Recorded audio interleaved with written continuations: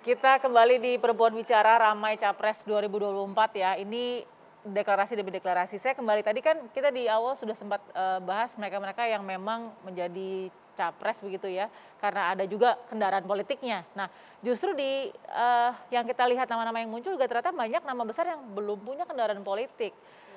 Kira-kira seperti apa ke depannya? Karena memang saat ini mungkin kalau kita lihat baru Partai Gerindra misalnya yang sudah terang-terangan berani memberikan dukungan ya terhadap Pak Prabowo Subianto, walaupun belum resmi memang. Nah, kenapa kemudian mungkin partai lain masih mau lihat-lihat dulu atau gimana? Mungkin Ibu Irma bisa langsung menjawab. Ya kan gini, kalau Nasdem ya, saya Ya, bicara Nasdem. ya. Kalau Nasdem itu kita bicara play to win. Jadi main dan menang.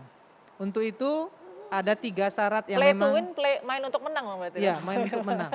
Jadi Oke, oke. kita ada 3 syarat utama. Yang pertama mempunyai visi dan misi yang Yes. sama, yang restorasi Indonesia.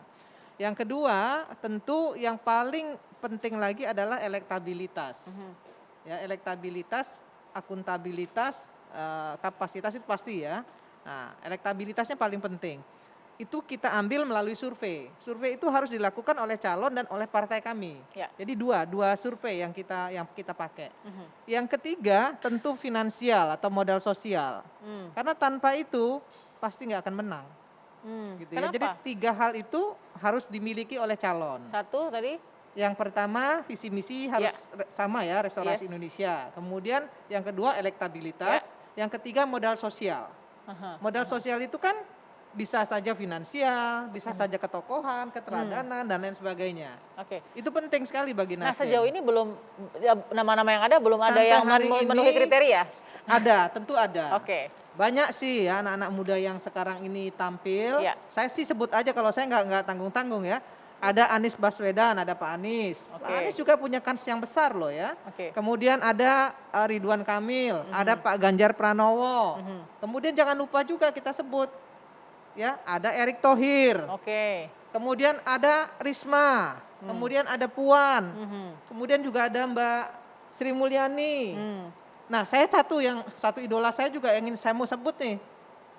Susi Pujiastuti. Wow. Jangan salah loh, Bu Susi juga pernah masuk di 11 Oke. besar. Jadi ini semua nama-nama yang disebut sampai ada yang tadi 2 kali sudah disebutkan tuh. Iya. Itu masuk Jadi, kriteria ya? menurut saya itu punya kans ya. Oke. Jadi yang sudah 3 periode, sudah mengalami 3 dasawarsa gitu ya Mbak Wiwi ya. Ya udahlah gitu ya. Oh. Jadi berikanlah tokat estafet ini kepada yang muda-muda. Hmm. Ada Sandi, ya kan? Walaupun misalkan Loh, iya, tapi kan bukan lu lagi gitu loh, bukan Oke. yang lu lagi gitu. Tadi kan semua kita sepakat jangan lu lagi lah. oke, Ya, walaupun ada yang Asfi misalnya. walaupun gitu. melawan yang lama, wajah lama Loh, punya Asfi jangan bilang partai. geleng-geleng loh. Mbak Irma, walaupun melawan wajah lama yang punya partai yang justru elektabilitasnya juga tinggi-tinggi. Kalau elektabilitas seseorang itu tinggi, pasti akan dikejar oleh partai politik. Oke. Jadi nggak usah khawatir. Oke. Ya, jadi walaupun misalnya Pak Anies nggak punya partai, nggak usah khawatir. Kalau elektabilitas Pak Anies tinggi, pasti partai akan kejar. Oke. Begitu juga Erik nggak punya nggak punya partai. Ini Tapi 3 kalau kali disebut elektabilitasnya nih sama tinggi, Bu Irma nih. bukan. Oke. Saya kan melihat anak-anak muda nih yang Oke. harus disupport Oke, gitu loh. Bu Dan Mbak Husnul. Wiwi juga setuju Mbak Wiwi ya. Bu Kusnul tadi 3 ya yang disebut sama Bu Irma ya, dari mulai visi misi yang sama dengan tadi partai, lalu kemudian elektabilitas dan finansial atau modal sosial. Cukup nggak kriteria itu, Bu Kusnul? Sebetulnya kalau kita lihat partai, persoalannya dengan partai politik di Indonesia itu kan nggak ada koalisi ideologis sebetulnya. Ya, partai politik berkoalisi tadi dikatakan untuk menang. Jadi power struggle saja.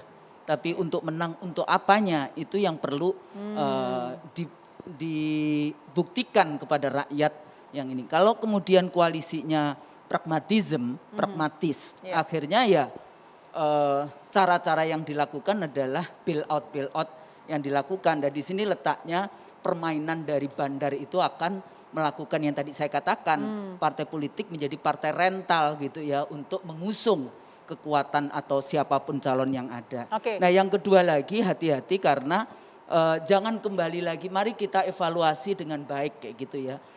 Pilpres kita apakah kalau saya selalu mengatakan pemilu-pemilu ini sepertinya yang dalam konteks teorinya disebut the liberal Machiavellian election, pemilu terbuka tapi penuh dengan tipu muslihat. Mari kita, prinsip pemilu itu free and fair. bebas dan jujur. Mari kita semua jujur. Bangsa kita sekarang menjadi bangsa yang nomor berapa? Utangnya paling 10 besar. Oke. Kemudian persoalan bangsa yang terbelah, ya, aspirasi umat Islam terpinggirkan dan sebagainya. Mari kita duduk bersama. Apa sih sebetulnya yang kita cari menjadi pemimpin untuk membereskan kedaulatan, kewibawaan bangsa sesuai dengan kriteria yang ada di dalam pembukaan Undang-Undang Dasar 45. Jadi kembali lagi sana, melindungi segenap tumpah darah kayak gitu ya Indonesia. Ini harus saya tanyakan lagi Bu Kusnul, katakan tadi ada politik tipu muslihat. Itu maksudnya kenapa tipu muslihat gitu Bu Kusnul? Itu ya sebetulnya kan Machiavellian. Machiavellian election gitu ya. Bagaimana caranya? Manipulasi di dalam pemilu itu banyak sekali. Hari ini kita mulai, hari ini atau kapan? Segera kan Bu Siti Zuhroh nggak masuk ya, ada tim sel untuk KPU-nya. Jadi bagaimana persyaratan menjadi KPU? Karena ini nanti nitty-gritty dari mulai data pemilihnya, mulai regulasinya, rekrutmen KPU-nya, siklus KPU-nya, sampai kemudian nanti pesertanya, incumbent menggunakan aparatus negara. Jadi demokrasi yang kita bicara kompetisi itu dipertanyakan. Ini kompetisi tapi kadang-kadang partai politik juga nggak suka dengan kompetisi, maunya kan maunya kalau bisa saya menang dewek kayak gitu kan.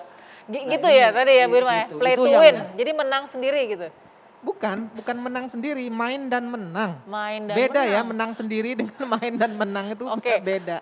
Mbak Wiwi sepakat nggak tadi dengan mungkin cara melihat tadi kacamata Bu Kusnul katakan partai sekarang tuh lebih kepada tendensinya partai rental jadinya. Tidak kemudian. Ya memang ke depan ini kita masih gloomy kayaknya ya.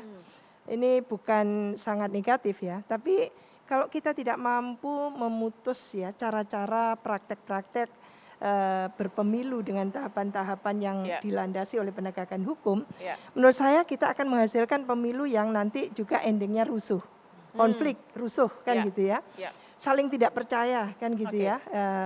Dan padahal kalau demokrasi itu diadakan untuk memberikan kepastian dan kepercayaan itu. Karena apa? Kompetisinya itu betul-betul free and fair, sehat gitu loh. Mampu tidak nanti kita membuat pemilu 2024 itu pemilu yang sehat, kompetisi kontestasi yang sehat. Jadi tidak diwarnai oleh politisasi sara lagi, politisasi identitas lagi gitu ya. Dan untuk calon pemimpin karena pilpres ya, kita ini sistem presidensial. Mau tidak mau kita berharap banyak pada pemimpin RI 1, RI 2 sebagai duit tunggal. Oleh karena itu track record termasuk cara pandang, konsep-konsep pemikirannya itu harus kita pahami betul gitu ya. Saya mau sambung lagi setelah ini di Perempuan Bicara, apa sih kelemahan-kelebihan yang kita lihat dari masing-masing nama ini melihat kacamata hukum dan kemudian cara mereka mengaplikasikan demokrasi di negeri ini. Saya mau tanya ke Mbak Asih sesaat lagi, tetap di Perempuan Bicara.